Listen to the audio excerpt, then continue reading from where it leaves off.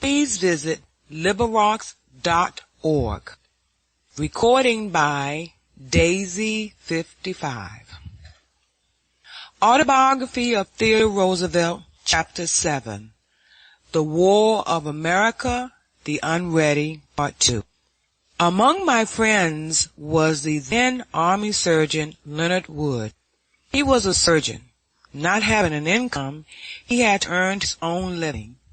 He had gone through the Harvard Medical School and had then joined the Army in the Southwest as a contract doctor.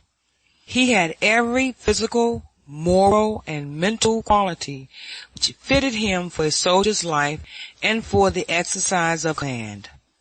In the inconceivable wearing and harassing campaigns against the Apaches, he had served normally as a surgeon, really in command of troops in more than one expedition. He was as anxious as I was that if there were war, we should both have our part in it. I had always felt that if there were a serious war, I wished to be in a position to explain to my children why I did take part in it, and not why I did not take part in it. Moreover, I had very deeply felt that it was our duty to free Cuba, and I had publicly expressed this feeling, and when a man takes such a position, he ought to be willing to make his words good by his deeds, unless there is some very strong reason to the contrary. He should pay with his body. As soon as war was upon us, Wood and I began to try for a chance to go to the front. Congress had authorized the raising of 3 national volunteer cavalry regiments, wholly apart from the state contingents. Secretary Alger of the War Department was fond of me personally, and Wood was his family doctor. Alger had been a gallant soldier in the Civil War, and was almost the only member of the administration who felt all along that we would have to go to war with Spain over Cuba. He liked my attitude in the matter, and because of his remembrance of his own experiences, he sympathized with my desire to go to the front. Accordingly, he offered me the command of one of the regiments. I told him that after 6 weeks' service in the field, I would feel competent to handle the regiment, but that I would not know how to equip it or how to get it into the first action, but that Wood was entirely competent at once to take command, and that if he would make Wood colonel, I would accept the lieutenant colonelcy.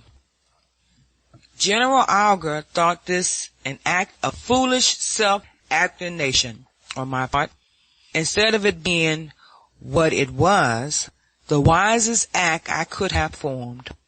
He told me to accept the colonelcy, and that he would make Wood lieutenant colonel, and that Wood would do the work anyway. I answered that I did not wish to rise on any man's shoulders, that I hoped to be given every chance that my deeds and abilities warranted, but that I did not wish what I did not earn, and that above all I did not wish to hold any position where anyone else did work. He laughed at me a little and said I was foolish, but I do not think he really minded, and he promised to do as I wished. True to his word, he secured the appointment of Wood as colonel, and of myself as lieutenant colonel of the 1st United States Volunteer Cavalry. This was soon nicknamed, both by the public and by the rest of the Army, the Rough Rider. Doubtless because the bulk of the men were from the southwestern ranch country and were skilled in the wild horsemanship of the Great Plains. Wood instantly began the work of raising the regiment. He first assembled several old non-commissioned officers of experience, put them in office, and gave them blanks for requisitions for the full equipment of a cavalry regiment. He selected San Antonio as the gathering place, as it was in a good horse country, where the Gulf from some port on which we could have to embark, and near an old arsenal and an old army post on which we got a good deal of stuff, some of it practically condemned, but we found serviceable at a pinch and much better than nothing. He organized a horse board in Texas and began purchasing all horses that were not too big and were sound. A day or two after he was commissioned, he wrote out in the office of the Secretary of War, under his authority, telegrams to the governors of Arizona, New Mexico, Oklahoma, and Indiana Territory, in substance as follows. The President desires to raise volunteers in your territory to form part of a regiment of mounted riflemen to be commanded by Leonard Wood, Colonel, Theodore Roosevelt, Lieutenant Colonel. He desires that the men selected should be young, sound, good shots, and good riders, and that you expedite by all means in your power the enrollment of these men. Signed by R. A. Alger, Secretary of War. As soon as he had attended to a few more odds and ends, he left Washington, and the day after his arrival in San Antonio, the troops began to arrive. For several weeks before I joined the regiment, to which Wood went ahead of me, I continued as Assistant Secretary of the Navy, trying to get some coherent plan between the War Department and the Navy Department, and also being used by Wood to finish getting the equipment for the regiment. As regards finding out what the plans of the War Department were, the task was simple. They had no plans. Even during the final months before the outbreak of hostilities, very little was done in the way of efficient preparation.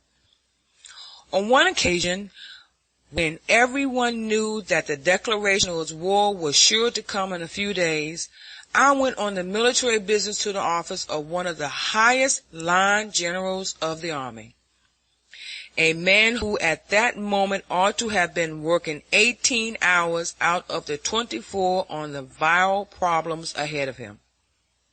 What he was actually doing was trying on a new type of smart-looking uniform on certain enlisted men. And he called me in to ask my advice as to the position of the pockets of the blouse, with a view to making it look attractive. An aide of this general, funny enough, a good fighting man in actual service, when I consulted him as to what my uniform for the campaign should be, laid special stress upon my purchasing a pair of black top boots for full dress, explaining that they were very effective on hotel piazzas and in parlors.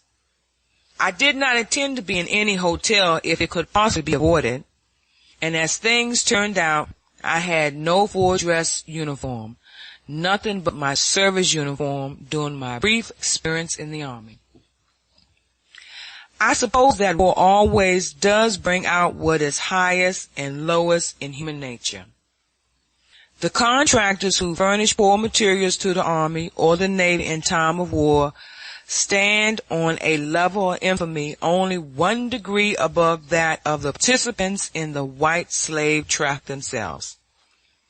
But there is conduct far short of this which yet seems inexplicable to any man who has in him any spirit of disinterested patriotism combined with any power of imagination. Respectable men, who I suppose lacked the imagination thoroughly to realize what they were doing, try to make money out of the nation's necessities in war at the very time that other men are making every sacrifice, financial and personal, for the cause. In the closing weeks of my service as Assistant Secretary of the Navy, we were collecting ships for auxiliary purposes. Some men, at cost to their own purses, helped us freely and with efficiency. Others treated the affair as an ordinary business transaction, and yet others endeavored, at some given crisis when our need was great, to sell us inferior vessels at exorbitant prices, and used every pressure through senators and congressmen to accomplish their ends. In one or two cases, they did accomplish them too, until we get a really first-class board established to superintend such purchases. A more curious experience was in connection with the point chosen for the starting of the expedition against Cuba. I had not supposed that any human being could consider this matter save from the standpoint of military need. But one morning, a very wealthy and influential man, a respectable and upright man according to his own lights, called on me to protest against our choice of Tampa, and to put in a plea for a certain other port, on the ground that his railroad was entitled to its share of the profit for hauling the army and equipment. I happen to know that at this time this very man had kinsfolk in the army who served gallantly, and the circumstances of his coming to me were such as to show that he was not acting sick and had no idea that there was anything out of the way in his proposal. I think the facts were merely that he had been trained to regard businesses as the sole object in life, and that he lacked the imagination to enable him to understand the real nature of the request that he was making. And, moreover, he had good reason to believe that one of his business competitors had been unduly favored. The War Department was in far worse shape than the Navy Department. The young officers turned out from West Point are precisely as good as the young officers turned out from Annapolis, and this always has been true. But at that time, something has been done to remedy the worst conditions since, and ever since the close of the Civil War, the conditions were such that after a few years the Army officer stagnated so far as his profession was concerned. When the Spanish War broke out, the Navy really was largely on a war footing, as any Navy which is even respectable, cared for in time of peace must be. The admirals, captains, and lieutenants were continually practicing their profession in almost precisely the way that it has to be practiced in time of war. Except actually shooting at a foe, most of the men on board ship went through in time of peace practically all that they would have to go through in time of war. The heads of bureaus in the Navy Department were for the most part men who had seen sea service, who expected to return to sea service, and who were preparing for needs which they themselves knew by experience. Moreover, the civilian head of the Navy had to provide for keeping the ships in a state of reasonable efficiency, and Congress could not hopelessly misbehave itself about the way the Navy without the fact at once becoming evident. All this was changed so far as the Army was concerned. Not only was it possible to decrease the efficiency of the Army without being called to account for it, but the only way in which the Secretary of War could gain credit for himself or the administration was by economy, and the easiest way to economize was in connection with something that would not be felt unless war should arise. The people took no interest whatever in the Army. Demagogues clamored against it, and inadequate thought it was in size, insisted that it should be still further reduced. Popular orators always appealed to the volunteers. The regulars had no votes, and there was no point in politicians thinking of them. The chief activity shown by congressmen about the Army was in getting special Army posts built in places where there was no need for them. Even the work of the Army in its campaigns against the Indians was of such a character that it was generally performed by small bodies of 50 or 100 men.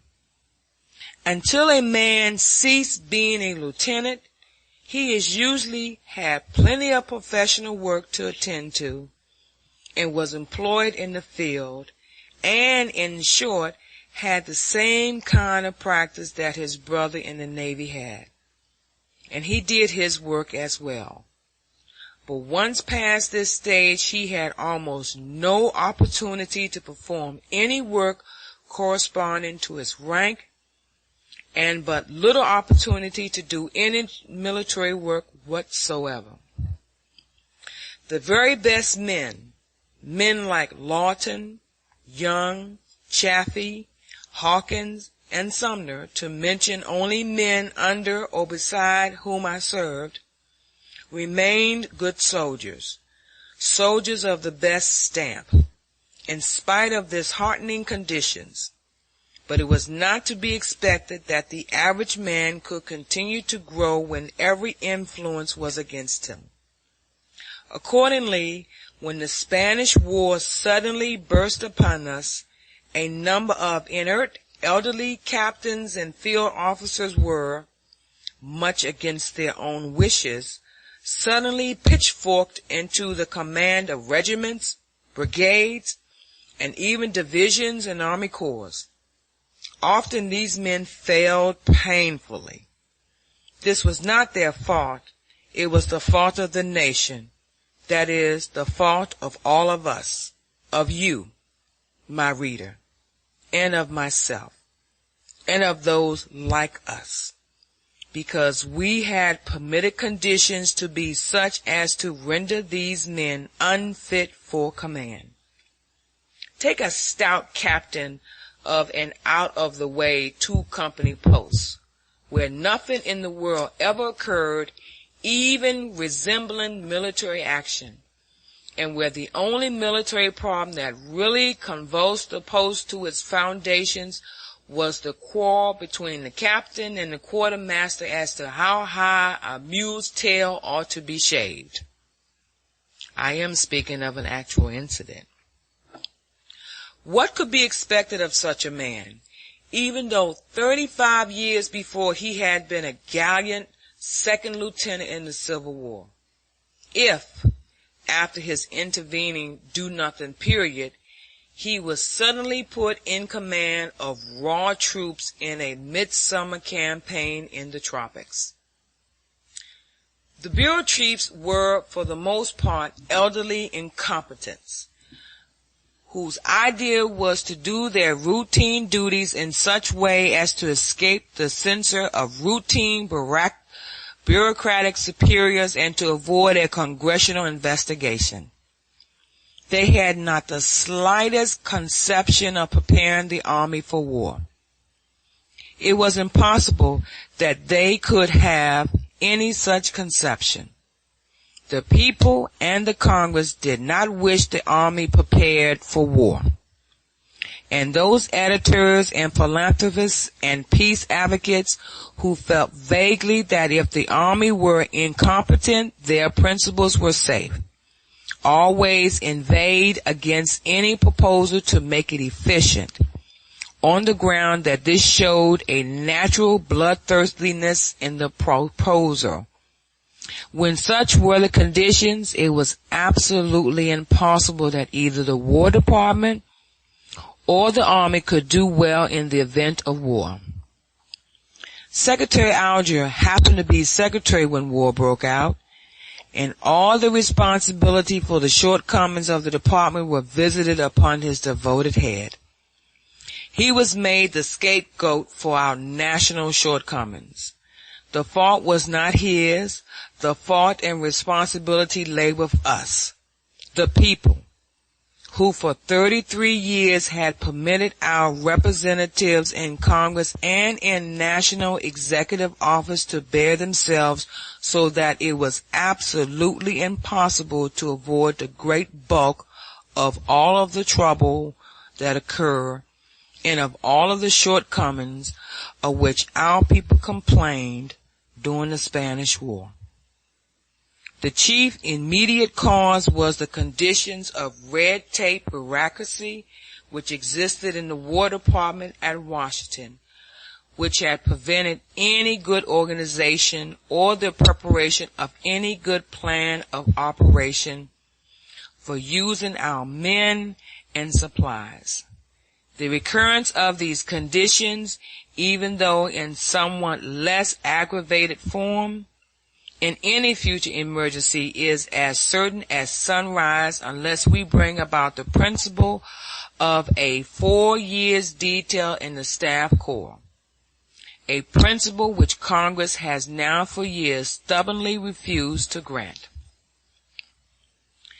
There are nations who only need to have peaceful ideals inculcated and to whom militarism is a curse and a misfortune. There are other nations like our own, so happily situated that the thought of war is never present in their minds.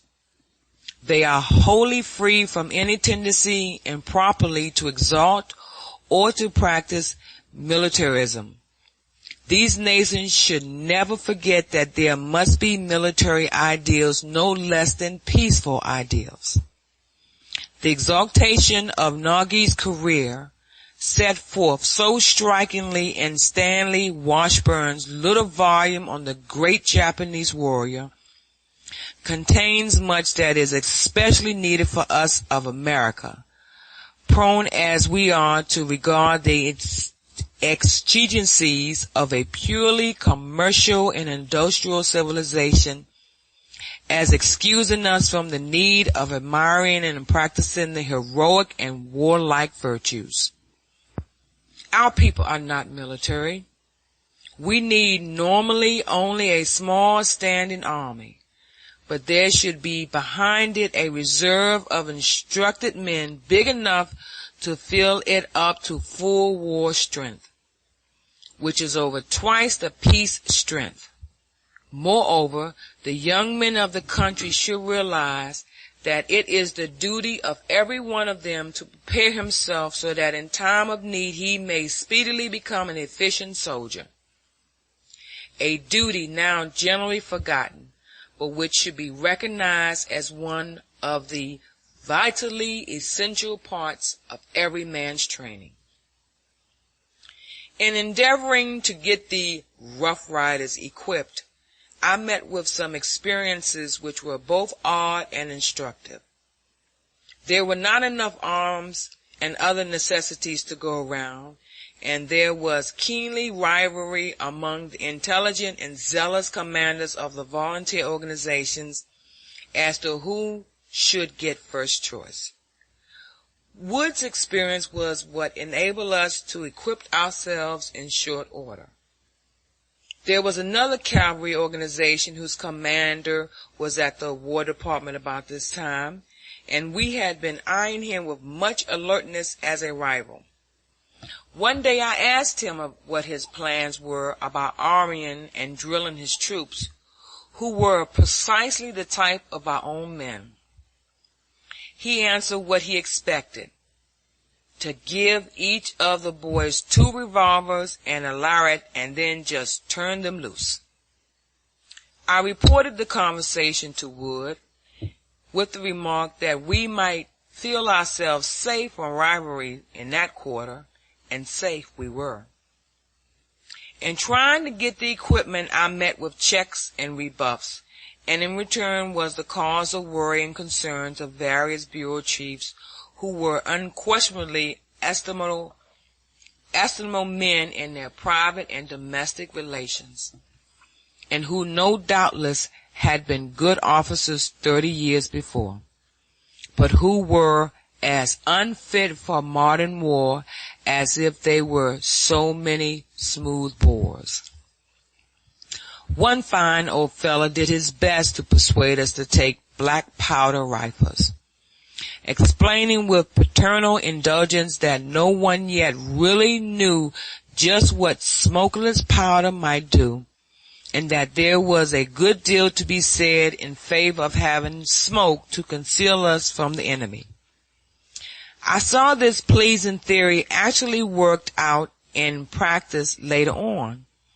For the National Guard regiments with us at Santiago had black powder muskets, and the regular artillery black powder guns, and they really might almost as well have replaced these weapons by crossbows and magnolias.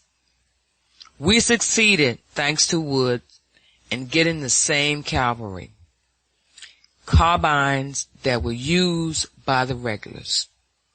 We were determined to do this, not only because the weapons were good, but because this would in all probability mean that we were brigaded with the regular cavalry, which it was certain would be sent immediately to the front for the fighting. There was one worthy bureau chief who was continually refusing applications of mine as irregular.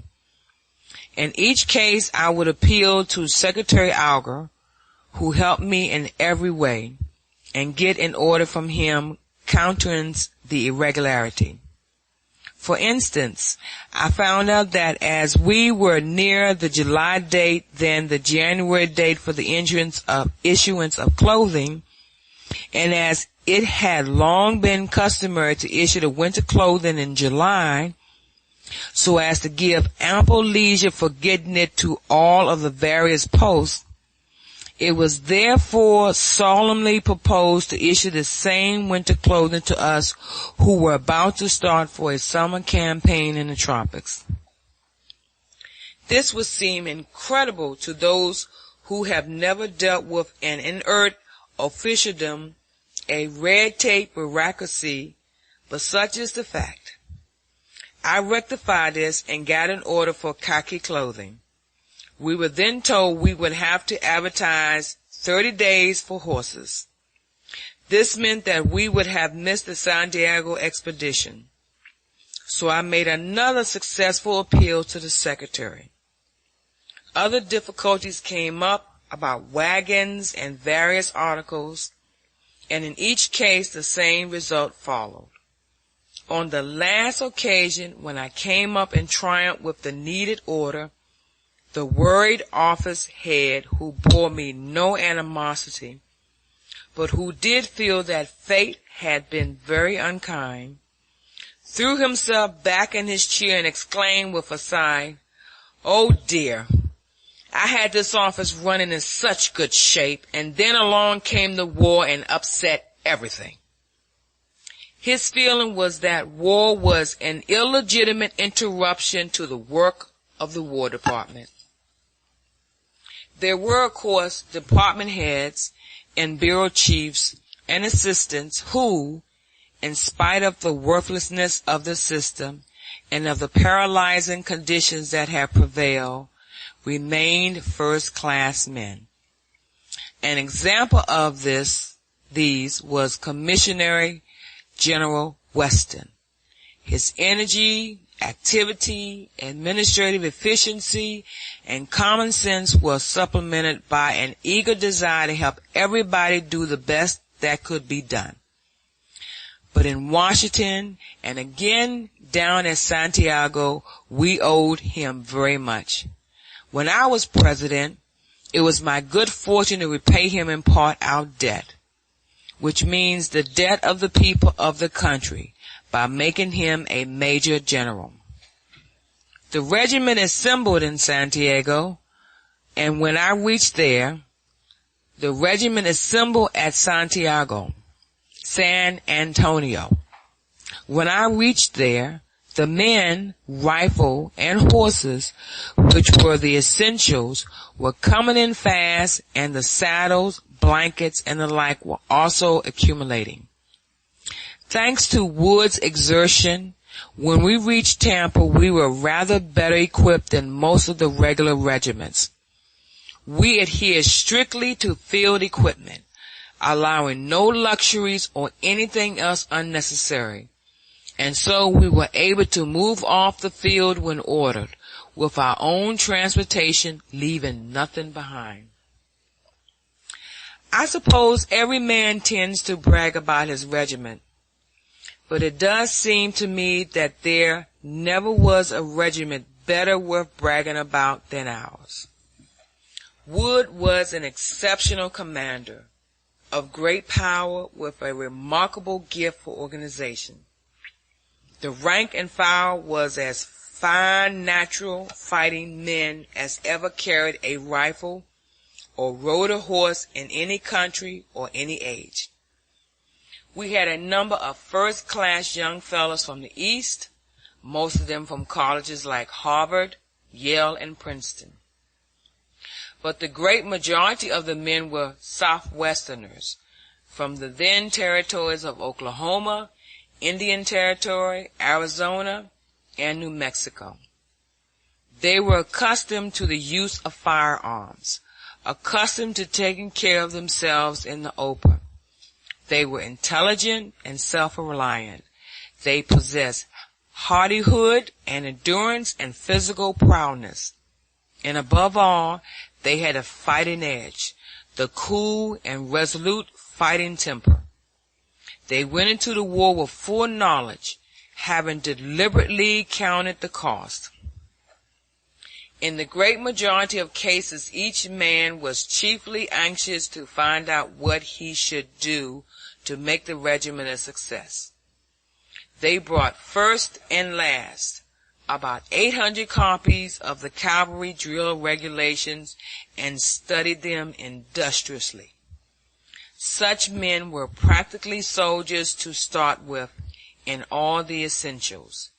It is small wonder that with them as material to work upon, the regiment was raised, armed, equipped, drilled, sent on trains to Tampa, embarked, disembarked, and put through 2 victorious offensive, not defensive, fights in which 1/3 of the officers and 1/5 of the men were killed or wounded, all within 60 days. It is a good record, and it speaks well for the men of the regiment, and it speaks well for Wood. To counterbalance the newspapers which ignorantly and indiscriminately praised all the volunteers, there were others who blame was of the same intelligent quality. The New York Evening Post on June 18th gave expressions to the following gloomy foreboding. Competent observers have remarked that nothing more extraordinary has been done than the sending to Cuba of the 1st United States Volunteer Cavalry, known as the Rough Riders. Organized but 4 weeks, barely given their full complement of officers, and only a week of regular drill, these men have been sent to the front before they have learned the first elements of soldiering and discipline, or have even become acquainted with their officers. In addition to all this, like the regular cavalry, they have been sent with only their carbines and revolvers to meet an enemy armed with long-range rifles. There have been few cases of such military cruelty in our military annals. A week or so after this not wholly happy prophet was promulgated, the cruelty was consummated, first at Las Guasimas and then in the San Juan fighting. Wood was so busy getting the regiment ready that when I reached San Antonio, he turned most of the drilling of it over to me. This was a piece of great good fortune for me, and I drilled the men industriously, mounted and unmounted. I had plenty to learn, and the men and the officers even more, but we went at our work with the heartiest goodwill. We speedily made it evident that there was no room and no mercy for any man who shirked any duty, and we accomplished good results. The fact is that the essentials of drill and work for a cavalry or any infantry regiment are easy to learn, which of course is not true for the artillery or the engineers or for the Navy.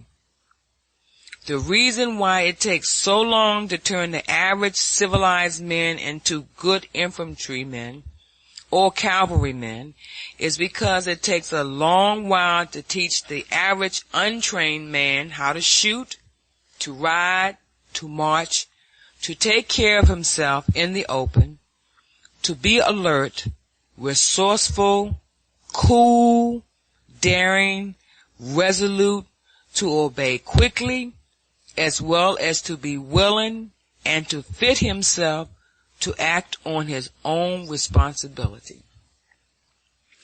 If he already possesses these qualities, there is very little difficulty in making him a soldier. All the drill that is necessary to enable him to march and to fight is of a simple character. Parade ground and barrack square maneuvers are of no earthly consequence in real war. When men can readily change from line to column and column to line, can form front in any direction and assemble and scatter, and can do these things with speed and precision, they have a fairly good grasp of the essentials. When our regiment reached Tampa, it could already be handled creditably at fast gaits, and in both mass and extended formations, mounted and dismounted. I had served 3 years in the New York National Guard, finally becoming a captain. This experience was invaluable to me. It enabled me at once to train the men in the simple drill without which they would have been a mob. For although the drill requirements are simple, they are also absolutely indispensable. But if I had believed that my experience in the National Guard had taught me all that there was to teach about a soldier's career, it would have been better for me not to have been in it at all. There were in a regiment a number of men who had served in the National Guard, and a number of others who had served in the regular army. Some of these latter had served in the field in the West under campaign conditions, and were accustomed to long marches, privation, risk, and unexpected emergencies. These men were of the utmost benefit to the regiment. They already knew their profession and could teach and help the others. But if the man had merely served in a National Guard regiment or in the regular army at some post in a civilized country where he learned nothing except what could be picked up in the parade ground, in the barracks, and in practice marches of a few miles along good roads, then it depended purely upon his own good sense whether he had been helped or hurt by the experience.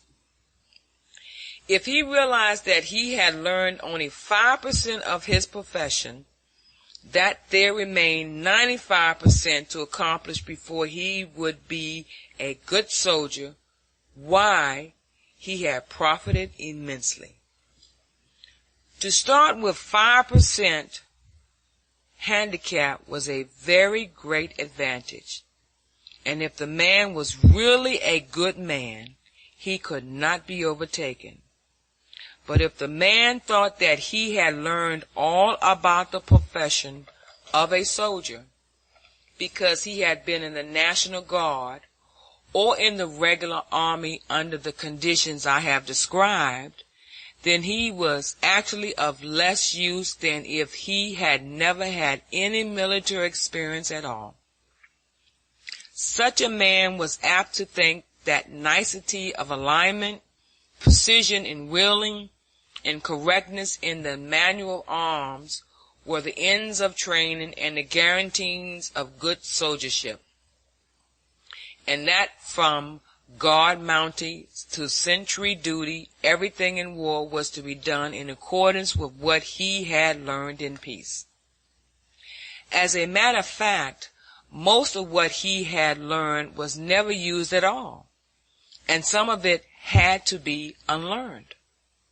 The only thing, for instance, that a sentry ought never to do in an actual campaign is to walk up and down a line where he would be conspicuous. His business is to lie down somewhere off a ridge crest where he can see anyone approaching, but where a man approaching cannot see him. As for the ceremonies, during the really hard part of a campaign, only the barest essentials are necessary, or are kept. Almost all of the junior regular officers and many of the senior regular officers were fine men, but through no fault of their own had been forced to lead lives that fairly paralyzed their efficiency when the strain of modern war came on them. The routine, elderly regular officer who knew nothing whatever of modern war was in most respects nearly as worthless as a raw recruit. The positions and commands prescribed in the textbooks were made into fetishes by some of these men and treated as if they were the ends, instead of the not always important means by which the ends were to be achieved. In the Cuban fighting, for instance, it would have been folly for me to have taken my place in the rear of the regiment, the canonical textbook position.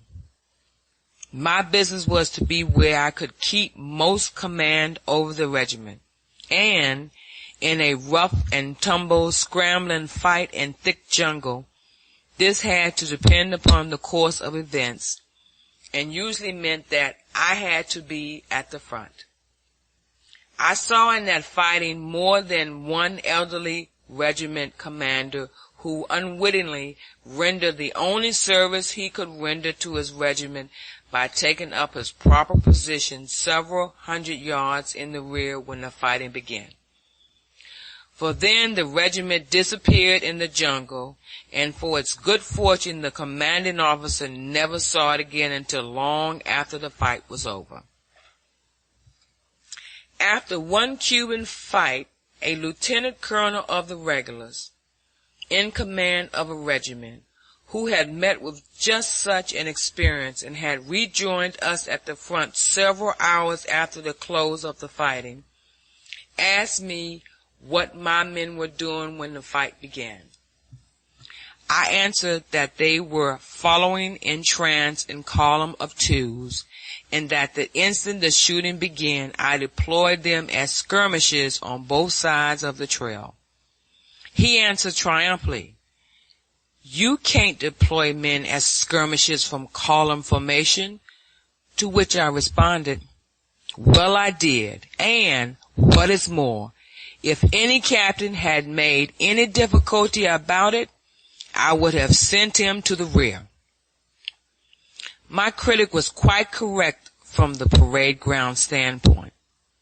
The prescribed orders at that time were to deploy the column first into a line of squads at correct intervals, and then to give an order which, if my memory serves correctly, ran as skirmishes by the right and left flanks at 6 yards, take intervals, march.